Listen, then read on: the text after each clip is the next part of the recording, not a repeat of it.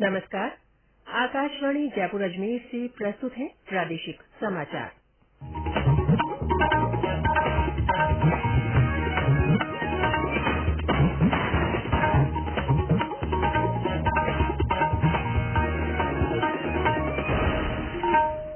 मुख्य समाचार।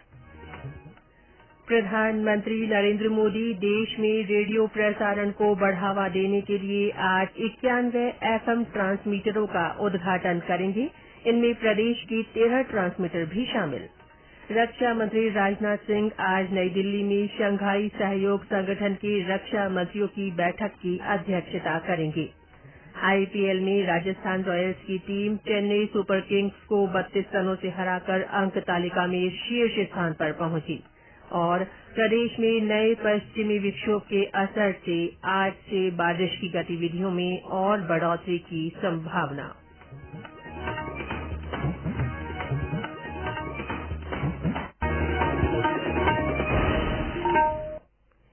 समाचारों के साथ मैं रितिका गुप्ता और अब समाचार विस्तार से।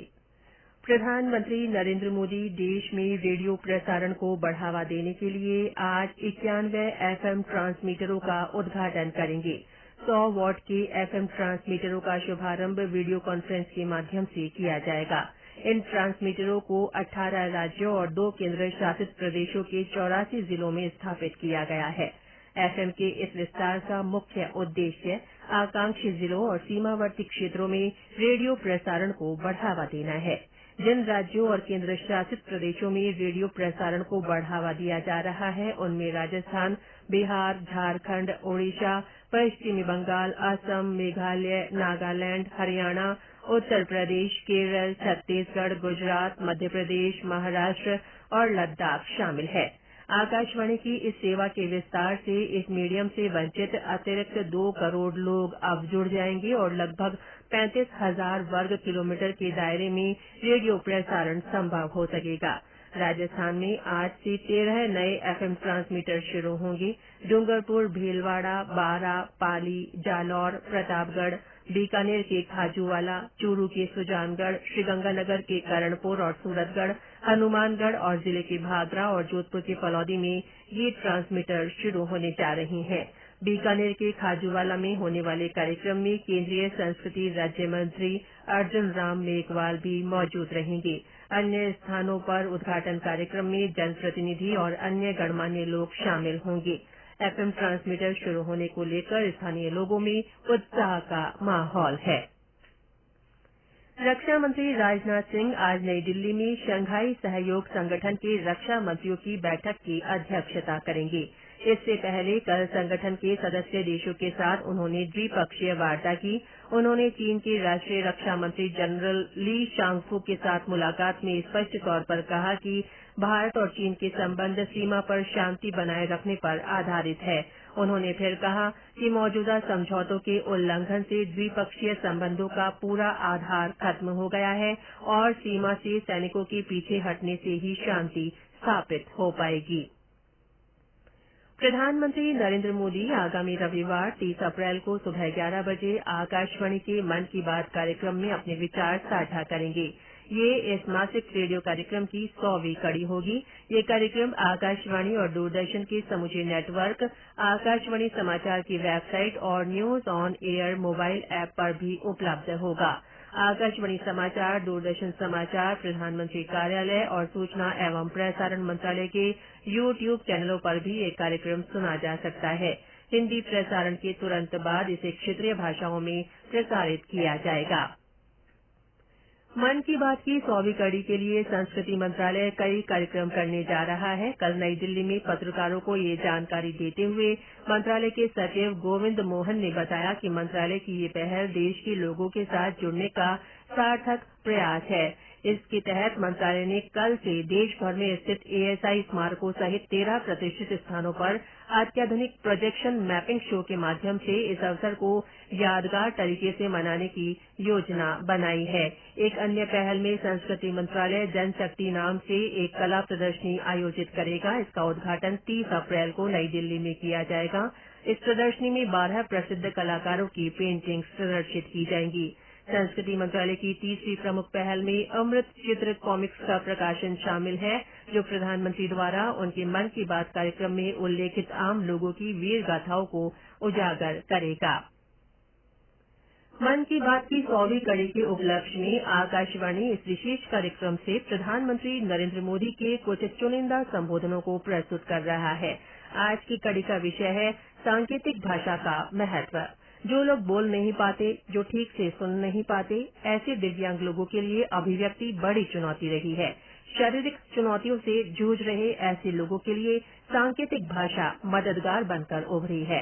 भारतीय सांकेतिक भाषा शोध केंद्र से विशेष लोगों के लिए सांकेतिक भाषा विकसित करने की दिशा में लंबा सफर तय किया गया है। इस कामयाबी को मन की बात कार्यक्रम में प्रधानमंत्री ने 25 सितंबर 2022 को यूं याद किया।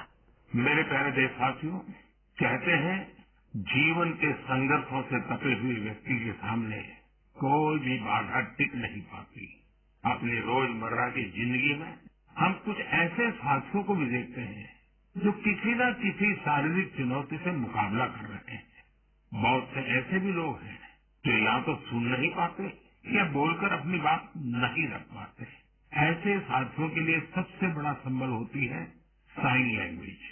लेकिन भारत में बरसों से एक बड़ी दिक्कत ये थी कि साइन लैंग्वेज के लिए कोई स्पष्ट हाव भाव तय नहीं थे, स्टैंडर्ड्स नहीं थे।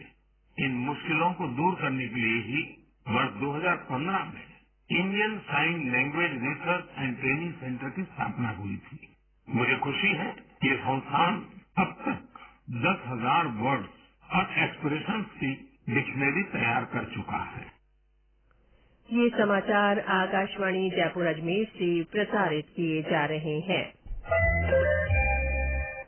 भारी उद्योग मंत्रालय ने कल परीक्षण एजेंसियों के लिए पीएलआई ऑटो योजना के तहत मानक संचालन प्रक्रियाएं जारी की।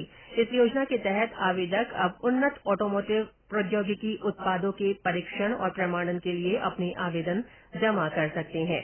ये उन्हें पीएलआई ऑटो योजना के तहत प्रोत्साहन के लिए अर्हता प्राप्त करने में मदद करेगा। इस अवसर पर केंद्रीय भारी उद्योग मंत्री महेंद्र नाथ पांडेय ने कहा कि इन मानक संचालन प्रक्रियाओं से उत्पादन क्षेत्र को मदद मिलेगी। इंडियन प्रीमियर लीग आईपीएल में कल राजस्थान रॉयल्स की टीम चेन्नई सुपर किंग्स को 32 रनों से हराकर अंक तालिका में शीर्ष स्थान पर पहुंच गई है।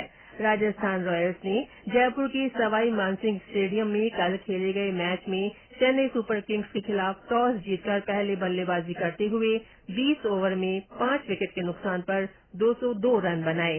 चेन्नई सुपर किंग्स की टीम 20 ओवर में 6 विकेट के नुकसान पर 170 रन ही बना सकी। प्रदेश में नए पश्चिमी विक्षोभ के असर से आज से विभिन्न स्थानों पर बारिश की गतिविधियों में बढ़ोतरी होने की संभावना है। मौसम विभाग ने आज ज्यादातर जिलों में तेज हवा, हल्की वर्षा और बिजली गिरने का अनुमान जारी किया है। जयपुर केंद्र के निदेशक डॉक्टर राधेश्याम शर्मा ने बताया कि अगले 3 दिन ऐसा ही मौसम बने रहने के आसार हैं। एक नया पश्चिमी विक्षोभ राजस्थान के ऊपर सक्रिय हुआ है। इस सिस्टम का असर 28, 29 और 30 अप्रैल को और बढ़ेगा, क्योंकि राजस्थान के ऊपर एक साइक्लोनिक सर्कुलेशन बनने की संभावना है। इसके असर से ज्यादातर इलाकों में मेघ गर्जन, थंडरस्टॉर्म के साथ तेज हवाएं और हल्के से मध्यम दर्जे की बारिश होने की संभावना बनी हुई है। इसके बाद मई के प्रथम सप्ताह में भी कुछ स्थानों पर आंधी बारिश की गतिविधियां जारी रहेगी और जो तापमान है वो ज्यादातर स्थानों पर 37 डिग्री से नीचे रहेंगे, यानी हीट वेव की संभावना अभी भी अगले एक सप्ताह तक नहीं है। इससे पहले कल भी कई स्थानों पर तेज हवा के साथ बारिश हुई। उदयपुर में दोपहर बाद बिजली कड़कने के साथ तेज बारिश हुई। इसके चलते जनजीवन प्रभावित हुआ। चित्तौड़गढ़ और सिरोही जिले के पिंडवाड़ा में कुछ स्थानों पर हल्की से मध्यम बरसात हुई। जालौर जिला मुख्यालय और आसपास के क्षेत्रों में कल बारिश हुई। आज भी वहां रिमझिम बारिश हो रही है। रानीवाड़ा में तेज बारिश के समाचार हैं। और अंत में मुख्य समाचार एक बार फिर। प्रधानमंत्री नरेंद्र मोदी देश में रेडियो प्रसारण को बढ़ावा देने के लिए आज 91 एफएम ट्रांसमीटरों का उद्घाटन करेंगे। इनमें प्रदेश के 13 ट्रांसमीटर भी शामिल है। रक्षा मंत्री राजनाथ सिंह आज नई दिल्ली में शंघाई सहयोग संगठन के रक्षा मंत्रियों की बैठक की अध्यक्षता करेंगे। आईपीएल में राजस्थान रॉयल्स की टीम चेन्नई सुपर किंग्स को 32 रनों से हराकर अंक तालिका में शीर्ष स्थान पर पहुंच गई है। और प्रदेश में नए पश्चिमी विक्षोभ के असर से आज से बारिश की गतिविधियों में और बढ़ोतरी की संभावना है।